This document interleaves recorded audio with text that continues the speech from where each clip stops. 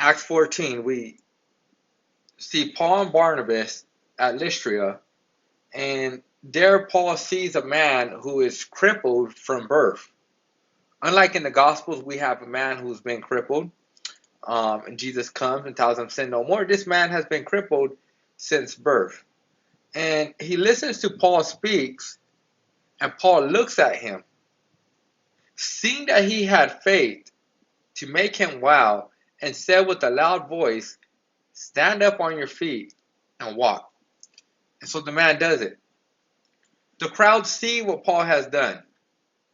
The crowd say the gods had come down to us in the form of man, and they go get sacrifices to worship to Paul and Barnabas, believing that they have been the gods.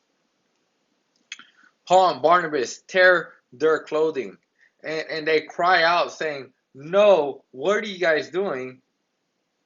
We are not the gods. But we see that you guys are very religious.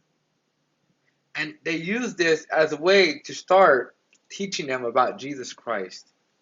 Paul didn't take the glory for what God has done in his life or what God has done through his life.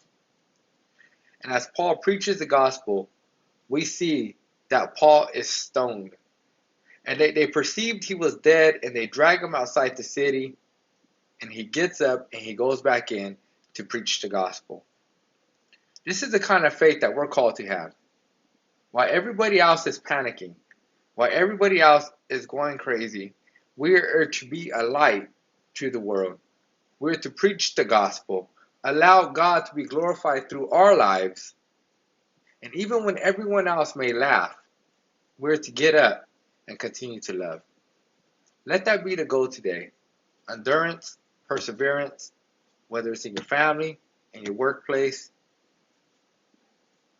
we have to start somewhere.